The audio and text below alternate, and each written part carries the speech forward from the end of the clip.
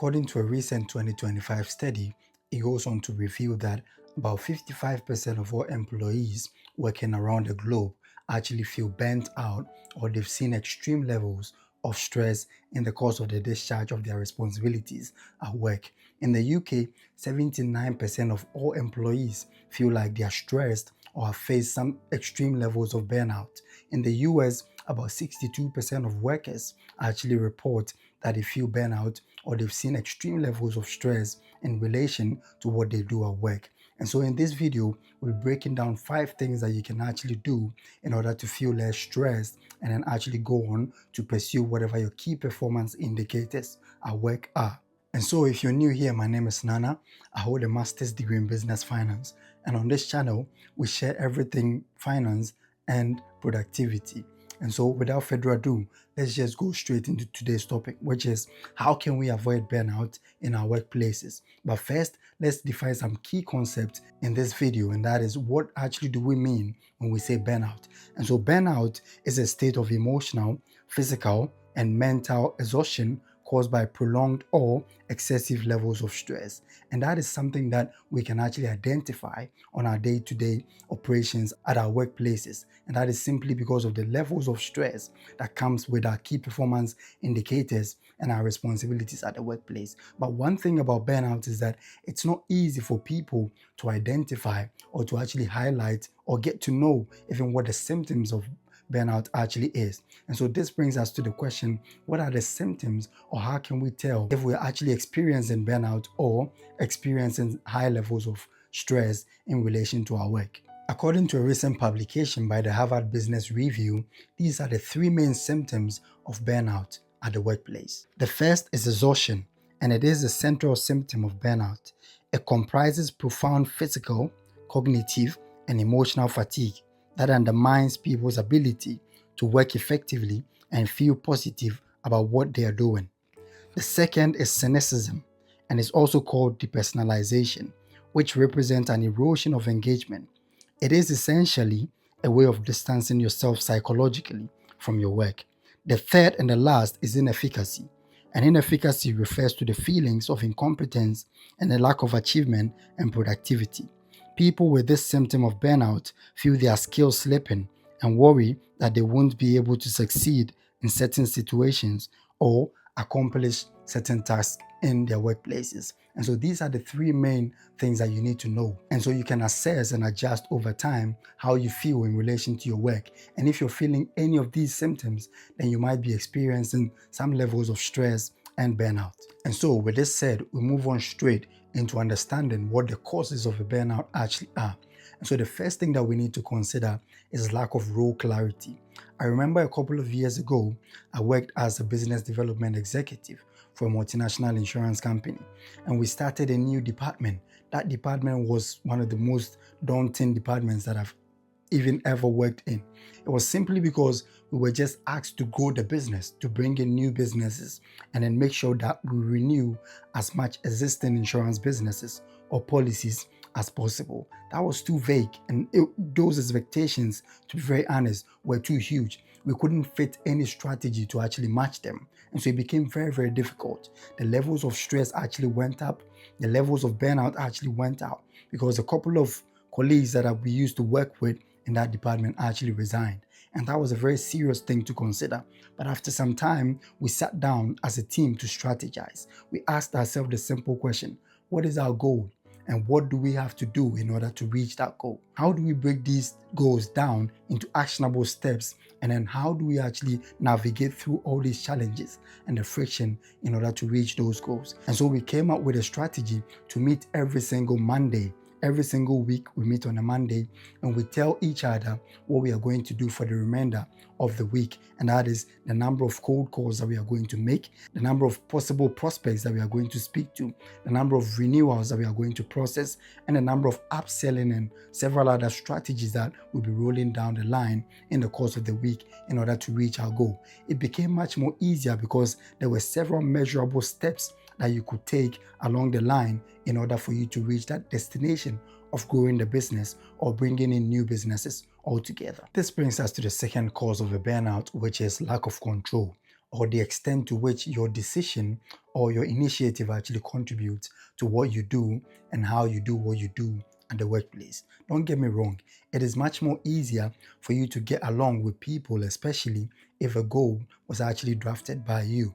However, if the goal is drafted by someone else and the person might not even be in touch of what the reality is, and then subsequently that goal is imposed on you in the form of responsibilities, it becomes very, very difficult for you as an employee to succeed in executing in accordance with that goal. But anytime that you are included or a couple of your suggestions are incorporated in the goal, and of course the process that you take in order to achieve that goal, it makes it much more easier for you to become less stressed and then less burnout, because this is something that you initiated. And of course, you've got the discretion to exercise as to how things are done, how those things would be achieved in the long run, and then even the systems or the processes or the time taken for you to achieve those goals. Anytime that you have a discretion or you have some level of control over what you do, it actually reduces your stress levels and the levels of burnout that you're likely to face in the workplace. And the opposite is also true. Anytime that you're told what to do, it increases your levels of stress and burnout. This brings us to the third point that we need to consider, which is poor working conditions. Poor working conditions, to a larger extent, is self-explanatory. If the workplace isn't conducive enough, or the environment at the workplace is not conducive emotionally, physically, and even psychologically, to an extent, you wouldn't on any day feel comfortable working. And that would also increase your chances of feeling stressed or burnout. And this brings us to the last cause of a burnout, which is unimaginable workload, or levels of stress associated with how much work you do in your workplace. And that is one of the greatest causes of burnout. If you tend to take on so much and you do so much at the workplace, you increase your chances or the likelihood of you feeling stressed and then feeling burnout at the end of the day, because everything that has to be done through you or by you. And that increases your chances of getting so much going at the same time, putting so much pressure on yourself and your brain altogether. And so this brings us to the solutions. What then do we have to do in order to reduce the levels of stress and burnout that we face at our workplaces? The first thing you need to do is to take care of yourself. And that is simple. Research has proven that people who tend to take vacations or tend to take some time off work when they are feeling stressed or burnout actually tend to be productive, or they increase their productivity anytime that they return back to work. But the problem with that is that people don't get disentangled from work entirely, even when they're on vacation. They see employers actually calling them or colleagues actually calling them for updates on reports and all those kind of stuff. And so it also increases people's stress and their burnout altogether, because even when they are actually having their vacation, they are also working remotely as a result of colleagues calling them and employers actually getting into contact with them. So the first thing you need to know and you need to do is to take care of yourself. Try as much as possible and take that vacation or take that time off work. Take some unpaid holiday if it is possible, and then try as much as possible to reduce the level of stress or reduce the levels of burnout that you actually experience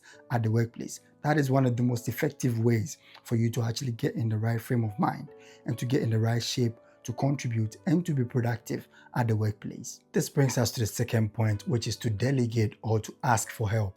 So working together actually works. You're not working in isolation. If you're in the workplace, try as much as possible and then get the help of colleagues at work, especially if you're doing so much or you have so much workload that actually gets piled onto you over time. So what you can do is to ask a couple of colleagues or probably even contact your manager. Go to them when they're feeling extremely good and then explain how you're feeling stressed and then burnout as a result of the workload that they've piled on you.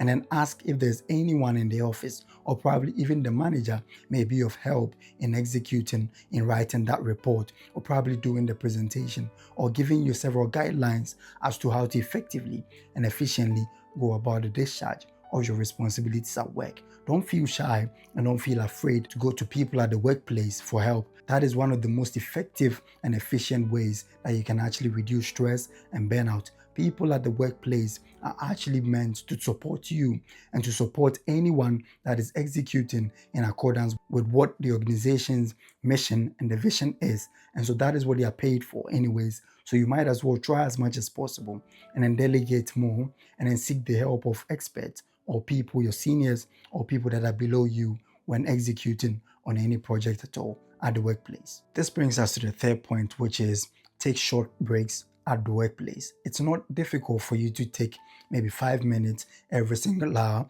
and try as much as possible and stretch, because what happens over time is that you get subjected to repetitive strain injury. If you're to sit in one place in a particular posture for a very long period of time, it actually impacts even your body strength and your physicality in a way. And so what you have to do is that you need to try as much as possible and then take short breaks. Those breaks would help you to refresh your mind. You can take some break probably to go out of the organization, get some fresh air and then come back in there, or probably to go to the toilet to ease and then to do whatever is necessary for you to actually come back and feel less stressed and less burnout. This brings us to the fourth point, which is to find joy on and then off your work. And so what you can do instead is to ask yourself the simple question: what can I do in order to make my job or what I do at the workplace much more joyful? And this book right here is written by Ali Abdaal, and it changed my paradigm about how things get done and then how we even go about executing in accordance with the goals that we set at the workplace and even in life. What this book actually prescribes is that, we've been brought up in a way that our paradigm was made to believe that if you're less playful, then it means you're serious or you're likely to become successful in life. And then if you're more playful, then you're likely not to achieve anything great in life. But it goes on to disprove all these paradigms that we've actually been, made to believe even at a very young age. Because when I was young, my parents wouldn't have me go out to play. They would rather get me to get serious, to read books and all those kind of stuff. To them, they felt like that was a very good way to actually get me to be more productive when I grew up. But what actually that did was it led me to the greatest form of burnout that I ever experienced at my master's degree level. I was just spending countless hours in the library during my taught courses. And so when I was going on to write my dissertation in the summer of 2022, it was extremely daunting. Contrary to that, my supervisor was on a vacation in Spain as I was stressing so much. So I sat down, and then after a couple of discussions with my sister, she suggested, why don't you take some time off, everything you're doing, having to read several books, spending several hours in the library, stressing about your dissertation and everything, and then go to a show. So I went to a show in the O2 Arena in London, and that was what actually helped me so much. It actually felt like some stress or some level of burnout had been taken off me. Now, after that, when I came back and I realized that, taking some time off work isn't too bad, I was really shocked. And I went on to read this book, which went on to prove that anytime that people are more playful at their workplace and they're more playful in life, they tend to be successful. So think about all the successful people that you can actually imagine.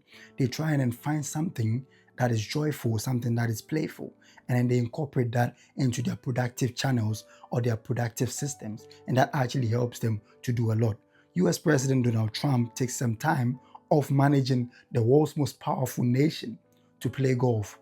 That is how he actually gets to, achieve all the great goals that he sets for himself. He takes a detour. He tries as much as possible to incorporate some form of fun into the most tedious job that you can ever imagine. That is becoming the US president in this modern day and age. But all the great people out there find something to do. And that is in a way actually meant to take them off the course towards stress and burnout. And so that is something that you can do.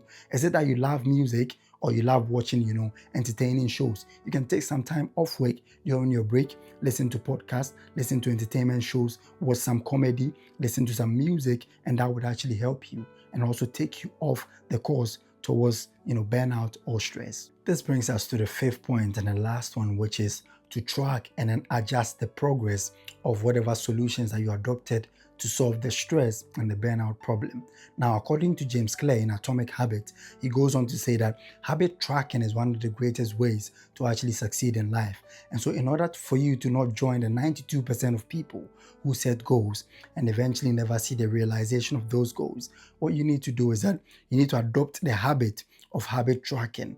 And so try as much as possible over time and then ask yourself, to what extent have I been able to adopt these solutions and apply them in the normal day-to-day discharge of my duties at the workplace? And how and to what extent have they become effective and efficient in helping me to avoid stress and burnout altogether? Now, if you're able to do this over the long run, then it would also help you or consciously keep you awake to actually identify and to know when you need to take a break off work, and then when you're taking on so much, and then what you eventually need to do, more importantly, in order to solve the menace of having to end up stressed or feeling burnout altogether. And so at this point, I humbly plead with you, if you found value with this video, kindly like and then subscribe to the channel, because along the line, I'll be shooting several videos on productivity and on finance. Thank you for spending time with us, and see you in the next video.